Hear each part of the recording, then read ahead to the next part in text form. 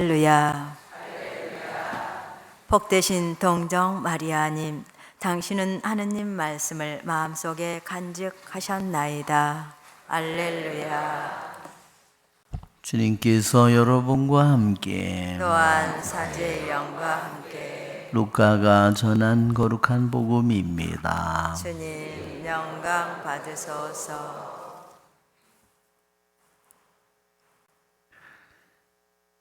예수님의 부모는 해마다 파스카 축제 때면 예루살렘으로 가곤 하였다. 예수님이 12살 되던 해에도 이 축제 관습에 따라 그리로 올라갔다. 그런데 축제 기간이 끝나고 돌아갈 때 소년 예수님은 예루살렘에 그대로 남았다. 그의 부모는 그것도 모르고 일행 가운데 있으려니 여기며 하룻길을 갔다.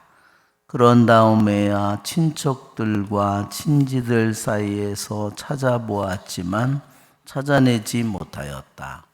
그래서 예루살렘으로 돌아가 그를 찾아다녔다. 사흘 뒤에야 성전에서 그를 찾아냈는데 그는 율법 교사들 가운데 앉아 그들의 말을 듣기도 하고 그들에게 묻기도 하고 있었다. 그의 말을 듣는 이들은 모두 그의 슬기로운 답변에 경탄하였다. 예수님의 부모는 그를 보고 무척 놀랐다. 예수님의 어머니가 얘야 우리에게 왜 이렇게 하였느냐? 내 아버지와 내가 너를 애타게 찾았단다 하자 그가 부모에게 말하였다. 왜 저를 찾으셨습니까? 저는 제 아버지의 집에 있어야 하는 줄을 모르셨습니까? 그러나 그들은 예수님이 한 말을 알아듣지 못하였다. 예수님은 부모와 함께 나자렛으로 내려가 그들에게 순종하며 지냈다. 그의 어머니는 이 모든 일을 마음속에 간직하였다. 주님의 말씀입니다. 그리스도님 찬미합니다. 앉으십시오. 참 예수님, 우리는 뒤없이 깨끗하신 성모 성심 일 미사를 우리가 함께 봉헌합니다. 교부들은 이 세상에 누구도 거룩하신 하느님의 아들을 모셔오기에 합당한 자가 없기에 바로 마리아를 통하여 당신의 아들이 이 세상에 오도록 준비하셨다고 했습니다. 오늘 우리는 이사야서에서도 마니피캇의 첫 기절을 보게 됩니다. 나는 주님 안에서 크게 기뻐하고 내 영혼은 나의 하느님 안에서 즐거워한다. 또 오늘 화답송에도 사무엘 기에 나오는 한나의 노래가 나옵니다. 바로 이것이 마니피캇과 루카복음에 나오는 성모님의 찬가와 너무너무나 내용이 비슷합니다. 물론 성모님께서는 끊임없이 이 기절을 암기하고 끊임없이 되뇌인 기절이었을 겁니다.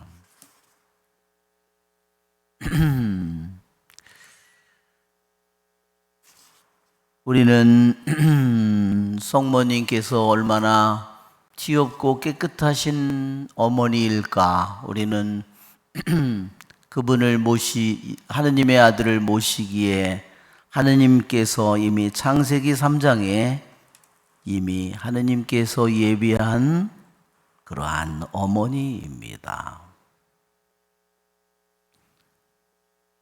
그러기에 성모님께서는 하와가 이뤄놓은 모든 일들을 뒤집을 수 있는 그 힘을 가진 여인입니다.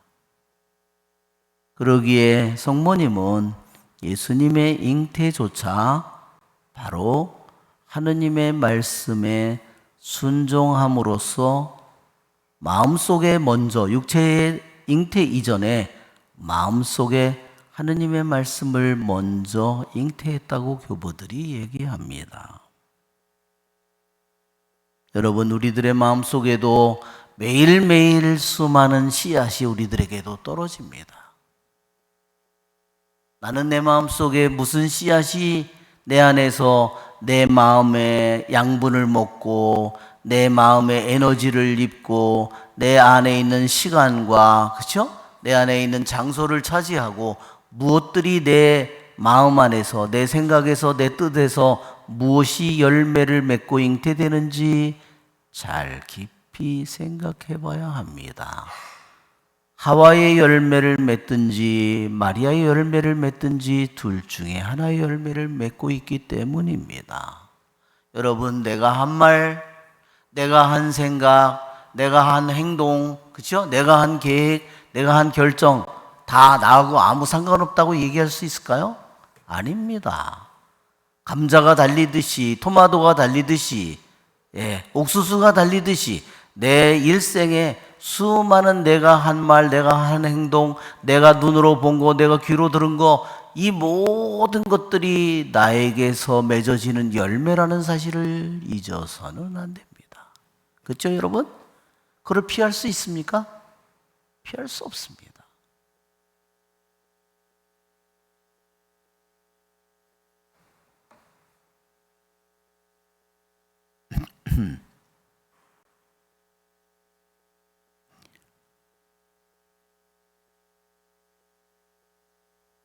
오늘 루카복음에 보면 예수님께서 12살이 되던 해 예루살렘에 순례를 간 유대인의 3대 축제에 예루살렘에 간 이야기가 여기에 등장합니다. 12살이면 정말로 이성이 많이 자라고 지혜가 점점 자라는 그러한 때이죠.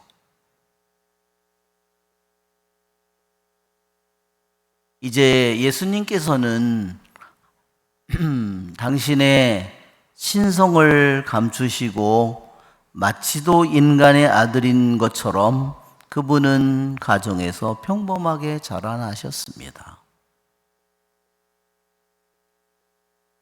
그러나 이제 12살은 이미 성경에서 우리가 알고 있는 것처럼 4라든지 7이라든지 10이라는 숫자는 완전 숫자입니다.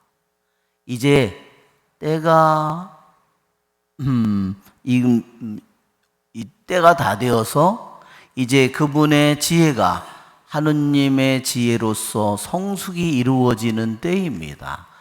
이제 자신의 아버지가 전부인 것처럼 그분은 살아왔지만 이제 하느님 아버지가 점점 더 커져가고 있음을 우리에게 보여줍니다.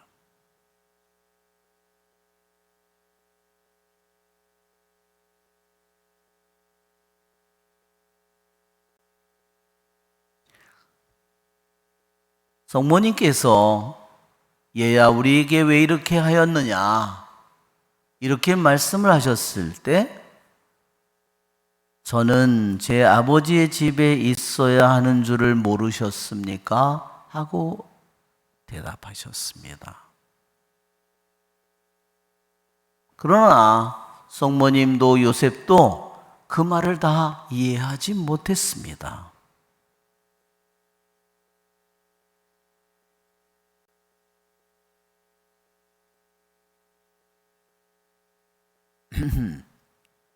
여러분, 우리들의 삶 속에도 내가 하느님 아버지의 집에 내가 있어야 하는 존재입니다. 그렇죠? 예수님의 모습은 우리들 모두가 가야 할 길을 보여주십니다. 내가 오늘 이 성당에 찾아온 것처럼 내 영혼은 끊임없이 하느님 아버지의 집으로 내 영혼은 돌아가야만 합니다. 그것이 내가 가야 될, 나는 이미 하느님 아버지의 집에 있었고 태어나기 이전에 나는 하느님 아버지의 집에 있었습니다. 그분의 뜻이 없고 내가 이 세상에 어떤 것이 존재한다는 것은 불가능한 일이기 때문입니다.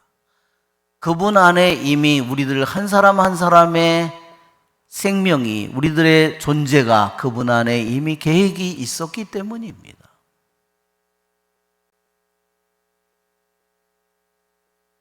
그러기에 우리는 이 세상이 영원한 나의 집으로 생각한다면 나는 내가 마땅히 돌아가야 될 집으로 가지 않겠다고 억지를 부리는 그러한 내가 낙동강 오리알이 될 처지가 되겠죠.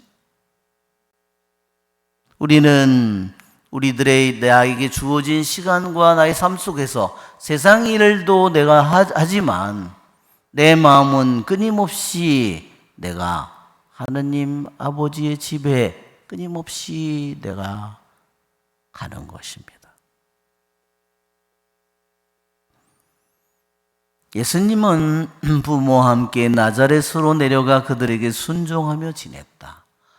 하느님 아버지께서 이제 자신의 아버지임을 너무나 선명하게 깨닫고 있지만 그것이 점점 더 커져야 된다는 것을 알지만 그러나 아직 자기는 인간으로서, 인간의 아들로서, 온전한 인간의 아들로서의 삶을 살려면, 그 삶을 완성하려면 자신이 그 조그마한 보잘것없는 동네 갈릴레아에 다시 나자렛으로 다시 돌아가서 부모에게 순종하며 지내는 것이 하느님의 아버지의 뜻임을 그는 깨닫습니다.